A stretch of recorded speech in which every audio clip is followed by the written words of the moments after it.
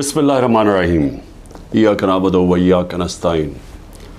मेरे पाकिस्तानियों, जो बजौड़ का हादसा हुआ और अभी तक हमें पूरी तरह ये भी नहीं पता कि जो ज़ख्मी हैं उनमें से कितने बचेंगे, क्योंकि बड़े बुरे ज़ख़म हैं उनके। लेकिन हमें इतना पता है कि 50 पाकिस्तान के शहरी शहीद हो चुके हैं और इसका जो फॉल आउट है, मैं उसके ऊपर आज बात करना चाहता हूँ कि इसके जो असरात सारे पुराना कबायली इलाका और उसके बाद पख्तूनख्वा के अंदर जो असरात जा रहे हैं, मैं उसके ऊपर बात करना चाहता हूँ। हमें यह पता चल गया है कि ये जो हमला हुआ था, ये जो बम धमाका, दहशत गर्दी जो हुई थी, ये आइसिल ने की थी, जो दाइश जिसे कहते हैं, ये टीटीपी ने नहीं की थी। और इसके ऊपर चंद दिन पहले अमेरिका का सदर जो बाइडेन ने कहा कि जो सबसे बेहतरीन तरीके से आइसिल का मुकाबला कर रहे हैं वो है तालिबान गवर्नमेंट। यानी वो प्रेसिडेंट जो इनका मुखालिफ है अफ़गानिस्तान के तालिबान हुकूमत का, उसने अमेरिका में बयान दिया है कि जो इस वक्त जो दहशतगर्द ग्रुप है आइसिल, इसका जो सही माने में इस वक्त जो उसको ख़त्म कर रहे हैं वो है तालिबान गवर्नमेंट। अब मैं ये इसलिए आपके सामने कह रहा हूँ कि मैंने आज एक बयान पढ़ा है जिससे मुझे खौफ भी है और मुझे हैरत है कि हमारे मुल्क में किस तरह के लोग ऊपर ला के हमारे मुसल्लत किए गए हैं जनरल बाजवा ने। क्योंकि अब तो वाज़ेह हो गया ना, फिर से मैं याद करा दूं कि जो ख्वाजा आसिफ ने बयान दिया है वो तो वाज़ेह हो गया ना कि ये पूरी साजिश कर रहा था जनरल बाजवा आते साथ ही। पहले हमें सीटें पूरी नहीं लेने दी ताकि हम बिल्कुल एक कमज़ोर कोalition गवर्नमेंट बने, और उसके बाद आते साथ ही हमारे गिराने के प्लान बन गए थे। तो उसने इन्हीं को लेके आए, ये जो अब आपके सामने हुकूमत बैठी हुई है, जिसने पाकिस्तान का माशी कत्ल कर दिया है। आवाम से आज पूछें, तनख्वाहदार लोगों से पूछें कि अभी जो पेट्रोल और डीज़ल की कीमतें बढ़ाई हैं, सवाल इनसे पूछें कि हमारे दौर में तो तेल इंटरनेशनल मार्केट में $110 बैरल पे पहुंच गया था और अब वो $80 या उससे कम है। तो हम ₹150 लीटर पे दे रहे थे, तो आज ये हर वक्त जो कीमतें बढ़ती जा रही हैं 270 पे पहुंच गई हैं। क्या वजह है इसकी? तो ये तो अलग बात है, क्योंकि महंगाई इस वक्त लोगों को, ख़ास तौर पे बिजली के बिल, ये अब आम लोगों की पहुंच से बाहर हो गए हैं। लेकिन और इसका ज़िम्मेदार वो आदमी है जिसने साजिश करके एक गवर्नमेंट को गिराया और अपने ज़ाती मफादात के लिए, एक्सटेंशन के लिए इन लोगों को ऊपर लेके आया जो 30 साल से इस मुल्क को भी लूट रहे थे और उन्होंने इस मुल्क को उधर पहुंचाया कि बांग्लादेश भी आगे निकल गया। हिंदुस्तान इनके दौर में आगे निकला, उसके बाद बांग्लादेश भी पाकिस्तान से आगे निकल गया। तो मैं बजौड़ पे फिर आता हूँ। सवाल ये है कि आज जो बिलावल की स्टेटमेंट आई है कि हम अफ़गानिस्तान के अंदर जाके भी दहशतगर्दों के पीछे उनके पीछे जा सकते हैं, हमला कर सकते हैं। कोई भी इस मुल्क में जो भी थोड़ा सा समझता है, ये जो सारा तारीख़ है इस खित्ते की, यानी खित्ते का मतलब अफ़गानिस्तान और पाकिस्तान के कबायली इलाके, वो इस तरह की अहमकाना स्टेटमेंट ना दे अगर उसे कुछ भी इल्म हो। क्योंकि एक अफ़गानिस्तान की वो हुकूमत आई जब अमेरिका वहाँ से गया अगस्त 2021 में, तो याद रखें कि वो पाकिस्तान की सबसे ज़्यादा प्रो अफ़गान हुकूमत थी, क्योंकि पाकिस्तान ने तालिबान और अमेरिका के बीच में डायलॉग करवाया। पाकिस्तान वो मुल्क था जिसके सबसे ज़्यादा ताल्लुकात थे और सबसे ज़्यादा जो करीब थे सारी दुनिया के, बल्कि इर्द गिर्द भी हमसायों से, वो पाकिस्तान था। और उन्होंने हमारे साथ पूरी हिमायत का ऐलान किया कि वो जो उधर से अफ़गानिस्तान से दहशतगर्दी आ रही थी गनी हुकूमत के दौरान में, जिसमें आईसेल भी थी, जिसमें टीटीपी भी थी, जिसमें बीएलए भी था, इन्होंने उन्होंने फ़ैसला किया हम आपकी पूरी तरह मदद करेंगे। बदकिस्मती से हमें इतना टाइम नहीं मिला, हमारी हुकूमत चली गई और उसके बाद ये जो लोग आए ऊपर बैठे हुए, इन्होंने सोचा ही नहीं, इस तरफ टाइम ही नहीं दिया। आज अगर बिलावल ये कह रहा है कि जी हम वहाँ अंदर अफ़गानिस्तान में दहशतगर्दों के पीछे जा सकते हैं, तो सबसे पहला तो सवाल इसका है कि ये कितनी दफ़ा अफ़गानिस्तान गया है। सारी दुनिया के चक्कर मारे, किसी फॉरेन मिनिस्टर ने इस मुल्क का इतना पैसा नहीं खर्च किया दुनिया के चक्कर मारने में, और ख़ास तौर पे अमेरिका का किसी ने इतना पैसा नहीं खर्च किया। एक दफ़ा भी ये काबुल गया, जबकि हमारा 2500 किलोमीटर का बॉर्डर है, और जबकि एक नई हुकूमत आई थी जो प्रो पाकिस्तान थी, जो गनी हुकूमत थी वो प्रो इंडिया थी। मैंने कॉन्फ्रेंसेस के अंदर इसको देखा, जिस तरह ये हाथ बांध के खड़ा होता था नरेंद्र मोदी के सामने। और मैं आखिरी कॉन्फ्रेंस जो ताशकंद में हुई थी, जिधर हिंदुस्तान भी था और रिप्रेजेंटेड, और इधर अफ़गानिस्तान भी था, हालांकि मैंने पूरी कोशिश की इनसे अच्छे ताल्लुकात करने की। मैं गया भी काबुल प्रेसिडेंट गनी से बातचीत करने के लिए, उनको एहसास दिलवाने के लिए कि हम तो जो भी हुकूमत होगी अफ़गानिस्तान, हमने उनसे अच्छे ताल्लुकात रखने। उसको पाकिस्तान भी बुलाया। उसके बावजूद इसने सबके सामने खड़े होकर कहा कि पाकिस्तान ने 10,000 अपने, उसने वर्ड यूज़ किया था, अपने हमने लोग भेजे हैं, मिलिटेंट्स भेजे हैं जो मदद करें अफ़गानिस्तान के तालिबान की। सबके सामने झूठ बोला उसने। तो वो खुल के हमारे अगेंस्ट था। उनका जो सिक्योरिटी एडवाइज़र था, वो हर रोज़ पाकिस्तान के ख़िलाफ़ स्टेटमेंट देता था। कोई उधर से हमें मदद नहीं मिलती थी जब यहाँ कोई भी दहशतगर्दी होती थी। तो ये जब हुकूमत चेंज हुई तो हमें तो उन्होंने पूरी कोऑपरेशन का कहा, और हमें उस वक्त चाहिए था कि हम पूरा फ़ायदा उठाते और जो भी हमारे मसले हैं अफ़गानिस्तान के, हम सॉर्ट आउट कर लेते। और वो तैयार थे। जब से ये हुकूमत आई है, इनको टाइम ही नहीं मिला। मैं फिर से कहता हूँ कि ये हर वक्त, हर दूसरे दिन अमेरिका पहुँचा होता है बिलावल। ये कितनी दफ़ा काबुल गया।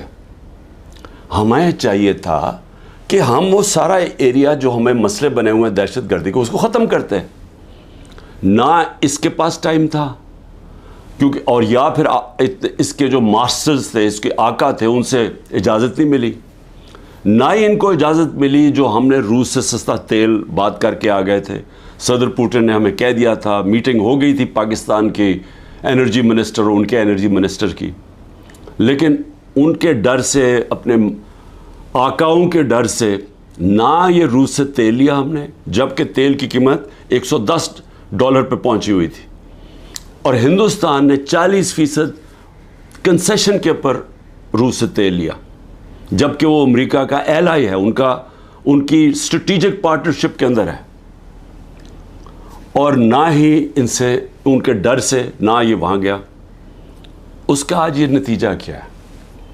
नतीजा ये है कि हमारे आज वो ताल्लुकात हैं कि हम उधर पहुँच गए हैं कि हम अफ़गानिस्तान को, अब ये जो हमला होता है हम उनके ऊपर डाल रहे हैं। हमने सही माने में कोशिश की नहीं उस वक्त कि हम ये अब जो ट्रांजिशन है इसका फ़ायदा उठाते हुए, एक वो हुकूमत जो हमारे ख़िलाफ़ नहीं है, हम उसका फ़ायदा उठाते हुए अपने ये मसला हल कर देते। और मैं आपको यकीन दिलाता हूँ कि ये मसला हल हो सकता था। अब इसका फॉलोआउट क्या है? फॉलोआउट ये है कि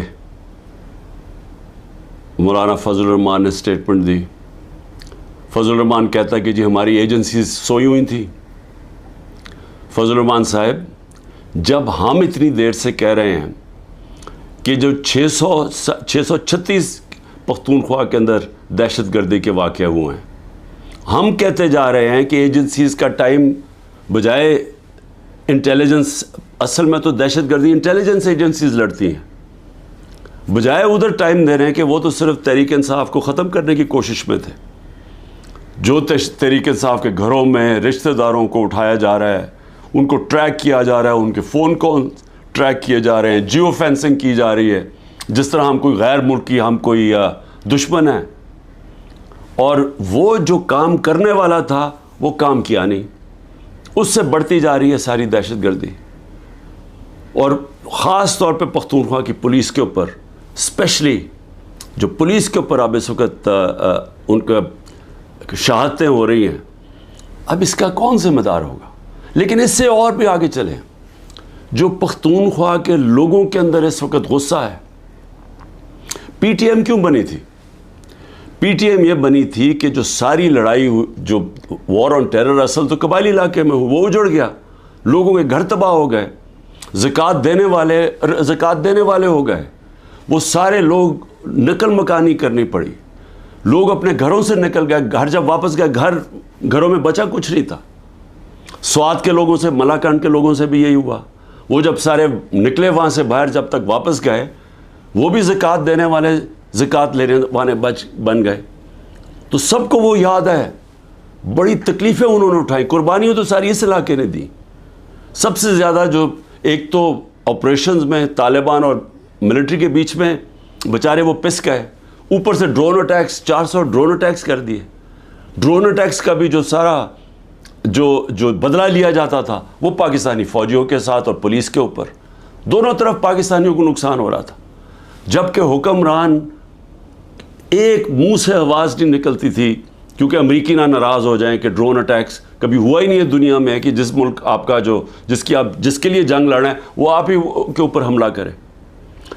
तो मुझे ख़तरा ये है कि अगर हमने इसके ऊपर जल्दी से काबू ना पाया और इसी तरह दहशतगर्दी बढ़ती गई, तो वहाँ जो पख्तूनख्वा के लोगों के अंदर मैं गुस्सा देख रहा हूँ, ये बढ़ता जाएगा। और ये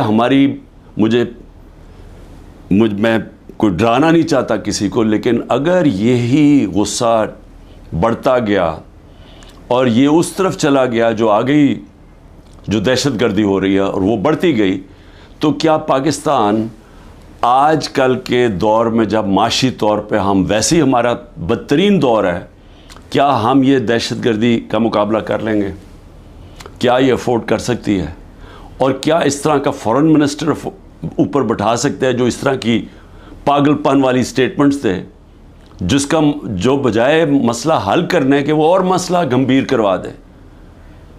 तो मुझे आज इसके ऊपर ख़ास तौर पे मुझे ये खौफ सा आ रहा है कि हम ये चीज़ें हमारे हाथ से निकल जाएंगी, क्योंकि जो ऊपर बैठे हुए हुक्मरान, उनकी सोच ही कुछ और है, और सोच तो हमारे सामने आई गई है।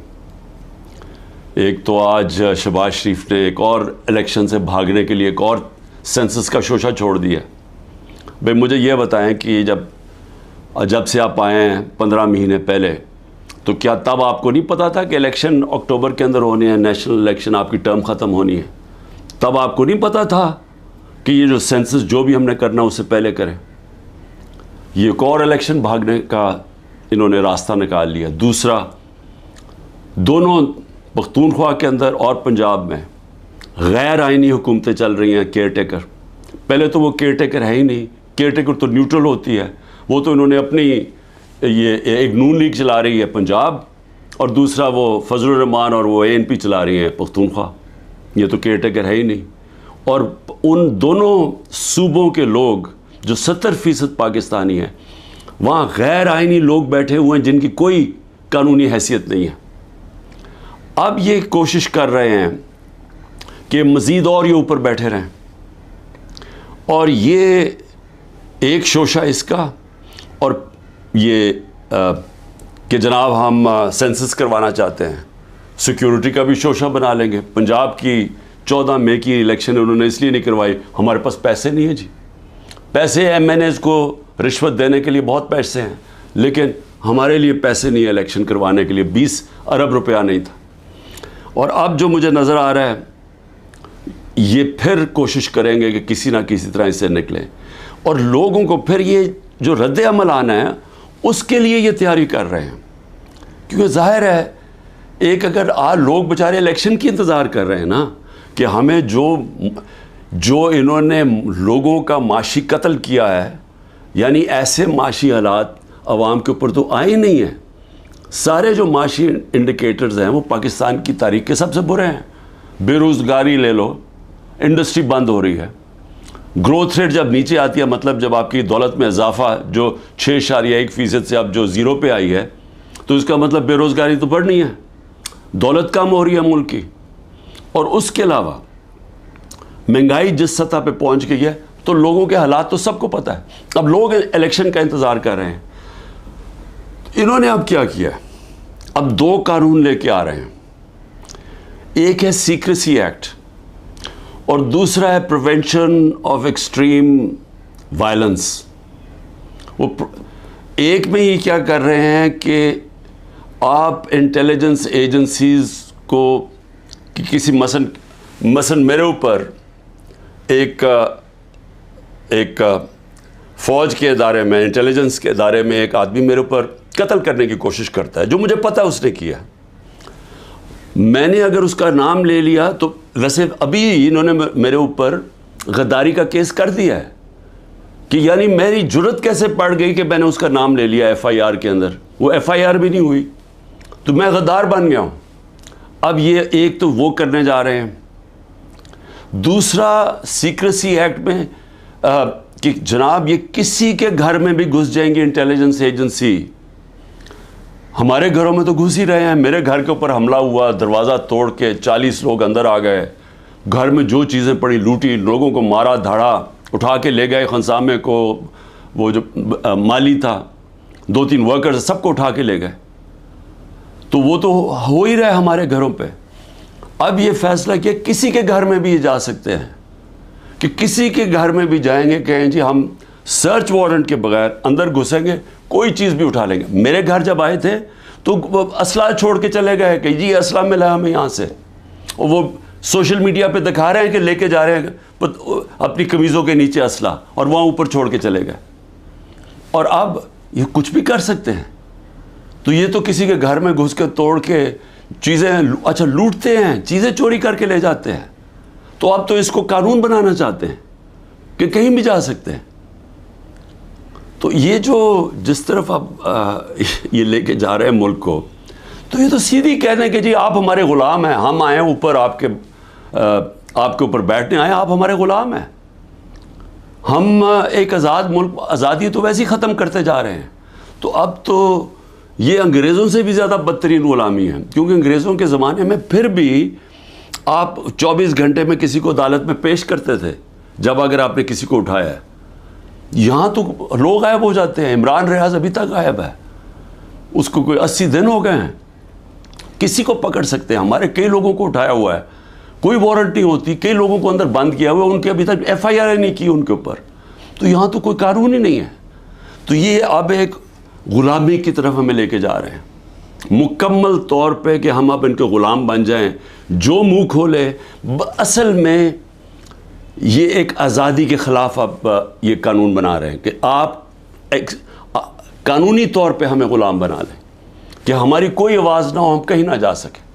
तो मैं इस पे आखिर में सिर्फ अपनी कौम को ये आज कहना चाहता था। देखें, मुहर्रम का महीना है। मुहर्रम में हमें क्या सबक मिलता है? हमें मुहर्रम में एक ही सबक मिलता है कि राय हक के लिए, जुल्म के ख़िलाफ़ खड़े होने के लिए, अगर जालिम के सामने खड़े होते हुए आपकी जान भी चली जाए तो उसकी परवाह नहीं होनी चाहिए। आपको कुर्बानी देनी चाहिए अपनी आज़ादी के लिए, आज़ादी राय के लिए,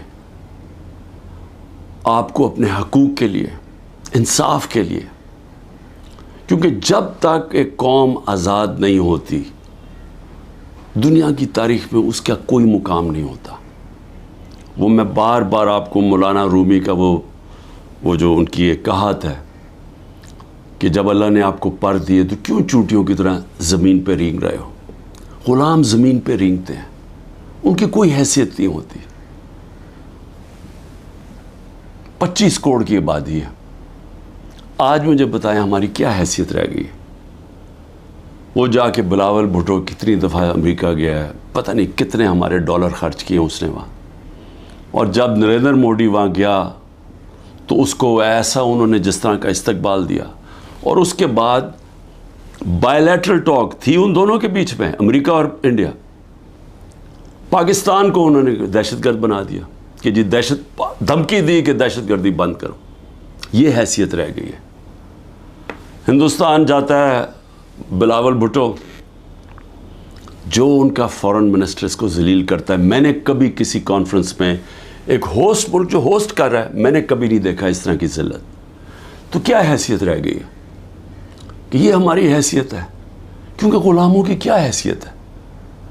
तो मैं आज आप सबको ये आज पैगाम देना चाहता हूँ कि मेरे नबी सल्लल्लाहु अलैहि वसल्लम के नवासे ने राय हक के लिए एक जालिम के सामने अपनी कुर्बानी देने के लिए वो तैयार हो गए, लेकिन जुल्म के सामने झुकने से उन्होंने मना किया। उन्होंने कहा मैं इससे बेहतर है, और मैं कहता हूँ कि ग़ुलामी से बेहतर है मौत।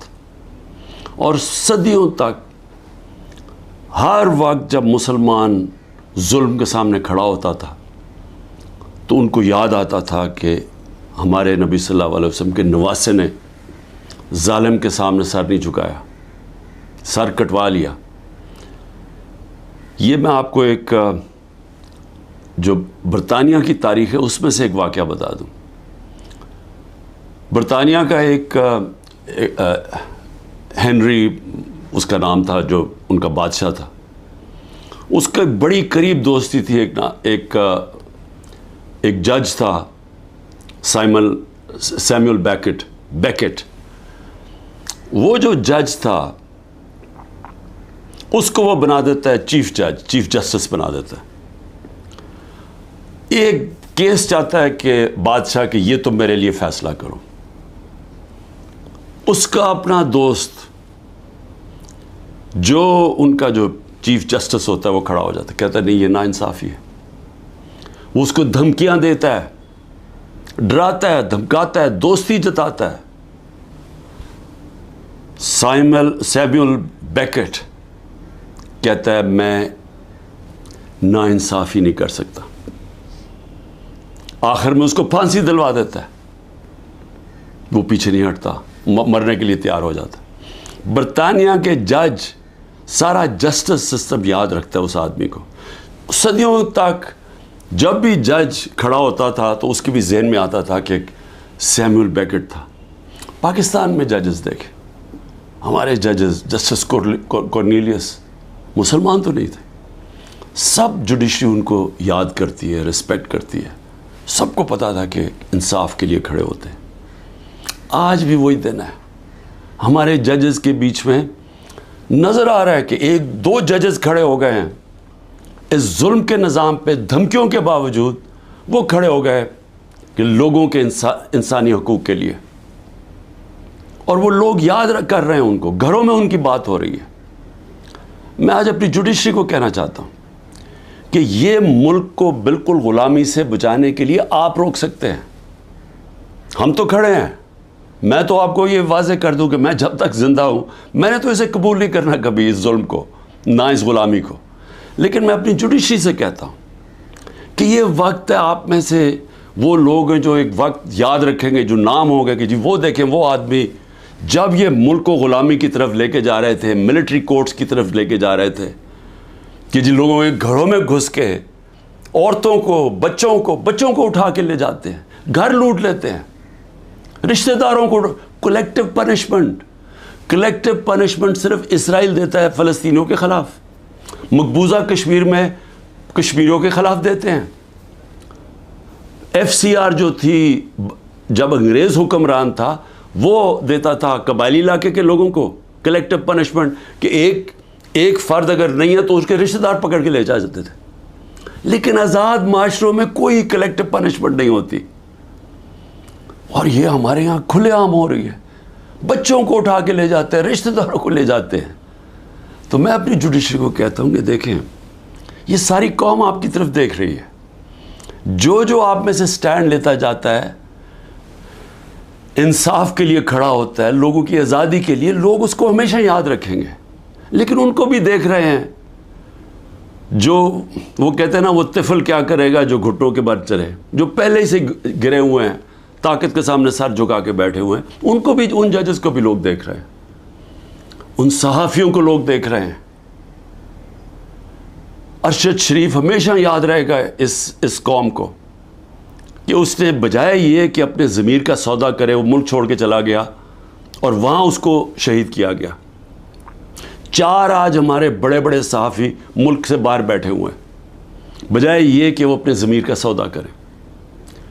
और यहाँ ऐसे लोग हैं जिनको इन्होंने जेलों में डाला है, ग़ुलाम हुसैन,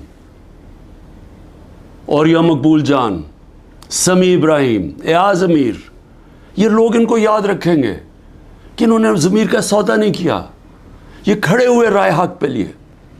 और यही होता है फ़र्क इंसानों में, ये है सारे अल्लाह के नबी इंसाफ के लिए स्टैंड लिए, उन्होंने मुश्किलें बर्दाश्त की। हमारे नबी सल्लल्लाहु अलैहि वसल्लम कितनी मुश्किलें बर्दाश्त की उन्होंने मक्का में, जब उनकी आज़ादी राय ली गए कि एक खुदा है, कितनी मुश्किलें उन्होंने उठाई। लेकिन हम हमेशा उनको, और हमें अल्लाह कहता है उनके रास्ते पे चलो, और हम यहाँ जुल्म के सामने घुटने टेक के बैठे हुए हैं और देख रहे हैं तमाशा कि सारा मुल्क का ऊपर गंद ऊपर बैठा दिया, और हमें कह रहे हैं कि जी अगर आप मुंह खोलेंगे तो आपके घर तोड़ देंगे, आपको जेलों में डाल देंगे, आपको मिलिट्री कोर्ट्स में ट्राई करेंगे, और हम हमें डरा के जनाब के भेड़ बकरियों की तरह हमें रखना चाहते हैं। ये है वक्त स्टैंड लेने का। और मैं सबसे ज़्यादा आखिर में अपनी पार्टी का, कि मेरी पार्टी का ये मुश्किल वक्त जो आया, एक तरह मैं अल्लाह का शुक्र करता हूँ कि मुझे पहली दफ़ा नज़र आया अपने लोगों का कि कौन कितने पानी में था, किसका कितना नज़रिया था, कौन अपॉर्चुनिस्ट थे, और जिनको मैं बिल्कुल नहीं समझ रहा था कि वो ऐसे स्टैंड लेने के काबिल हैं, खड़े हो गए। वो मुश्किल वक्त के सामने खड़े हो गए। मेरी नहीं, वो नेचुरल लीडर्स बन रहे हैं अब। और इंशाल्लाह इस पार्टी में मैं इलेक्शन करवाऊंगा पहले मौके पे।